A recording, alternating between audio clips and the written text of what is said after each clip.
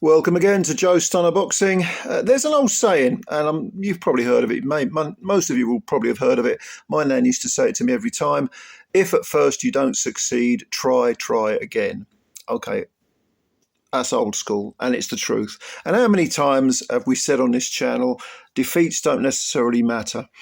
Well, at the York Hall, where else, the mecca of British boxing, grassroots boxing, a fantastic venue I've been to so many times.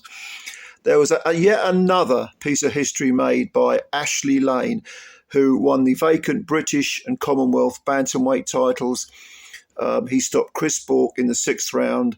Ashley Lane came in with 17 wins, only 2 by KO, 10 defeats with 6 by stoppage and 2 draws. Bourke came in with 13 wins, 1 defeat. He was the favourite. He's got 8 KOs in the wins column. His defeat was to Mark Leach back in 2022 for the super bantamweight, the British super bantamweight title. We lost a unanimous decision. That was his only defeat. He was favourite to deal with Ashley Lane. Ashley was having none of it. From the moment, the first 5 seconds of the fight, you could tell what Ashley Lane's tactics were. I'm going to get close, I'm going to pour punches over this guy, and I'm going to try and wear him out over 36 minutes. And if he hits me and hurts me and cuts me, I don't care, I'm still coming, okay? That's exactly what he did. And for the first round, certainly the first 2 rounds, Chris Bourke was using his feet beautifully. Ashley Lane coming straight at him through the front door. He was getting in close, but he wasn't letting his hands go.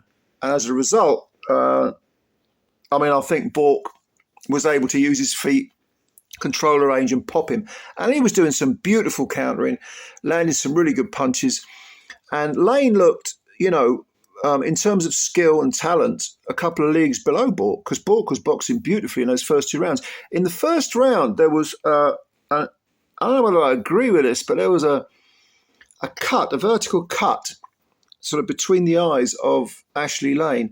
And the referee said that's a punch. Now, it may well have been a punch, but it's a strange cut to come from a punch, a very odd cut. It looked more like a clash of heads, but I didn't see a clash of heads. Was it a clash of heads? Was it a punch? The ref said it's a punch. It was a moot point at the end of it.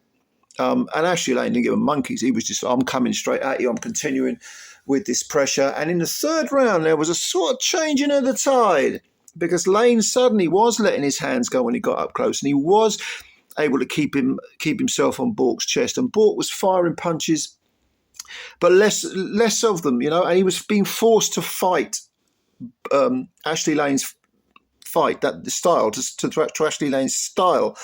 And Lane was landing suddenly. Not all of the punches were landing. He was being far more industrious. A lot of them were missing. Some of them were hitting arms, which are not scoring punches, but some were getting through. And in the 3rd round, there was a change of the tide. Big shout out to Liz Norris in the corner for Ashley Lane, who controlled that vertical cut beautifully. It was bleeding, but not profusely. I don't think much of the blood was going in Ashley's eyes. And the corner work was great, for Lane. But you could tell from the corner work, after 3 rounds, Bourke's corner was saying, you got to control the range. You got to keep space between you and thread those long punches through and counter. In the 4th round, though, Bourke couldn't do it because Lane was all over him, and the same was in the 5th. It wasn't that Bourke was in any real trouble. It's just that Lane was suddenly forcing him to fight his fight. And of course, this is a 12-round title fight, 36 minutes. We hadn't even got to the halfway mark. Well, in the 6th round, Lane had a breakthrough. He was left, right. It was like one of those. Do you play those, what they call rock'em sock'em robots? I had one as I remember him as a kid, where you got two little levers. You press one, fires the left hand, the other one fires the right hand, and you got another little robot in the other side of the ring, and that's what it was like. Left, right from Ashley Lane. No steps back, no steps backward. And he clipped Bourke badly, shook him, and sent him onto the ropes. And then he jumped all over him. It was, it really was a sort of proverbial like sauce over spaghetti. He just poured it all over him. And by sheer a sheer avalanche of punches. Bourke hit the floor, but the referee called it a slip. To be honest, it was he kind of threw him over. It wasn't. I mean, he was hurt. Bourke was certainly hurt, but it wasn't really a knockdown. I don't think it was. And it looked initially like a sort of blessing in disguise for Bourke, because he was able to sort of get a few seconds respite. But then Ashley jumped all over him again, smacked him around. I think before the referee waved them back together after that sort of throwdown, he actually said to Bourke, "You've got to show me something here." He couldn't. Ashley just jumped all over him, slapped him around, smacked him around. And in the end, the referee stepped in again with Bourke on the ropes and said, "That's your lot. It's over." And Ashley Lane, with 10 defeats, 6 by stoppage on his record, becomes the British and Commonwealth bantamweight champion. A fantastic achievement. He gave an extremely emotional, personal post-fight interview. He described himself at the time when he was, left school. He left the home at 18, took up boxing. He was 15. He was just messing around, and he was homeless. He had stints on the street. He'd lost hope really in life and was suffering from suicidal tendencies or thoughts. And look where he is now. And he's 33 years old. Lifelong achievement.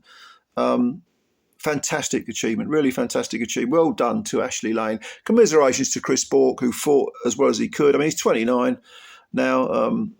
He's a good fighter, good domestic level fighter. He can come again. He's got time, but he's got to rebuild. But no doubt about it, the moment belongs to Ashley Lane. Brilliant, brilliant performance. A guy who you could say, and I don't mean this disrespectfully, has overachieved considering his circumstances, the opportunities he's had, his record.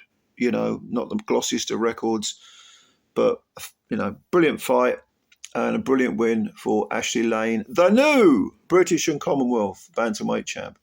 So did you see this fight? It was at the York Hall. It headlined.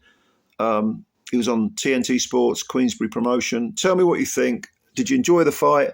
Tell me, do you think... Ashley Lane, by the way, was talking about he wants Essomba next, Thomas Essomba for the EBU, put all the belts on the line, Commonwealth, British and EBU. Great idea.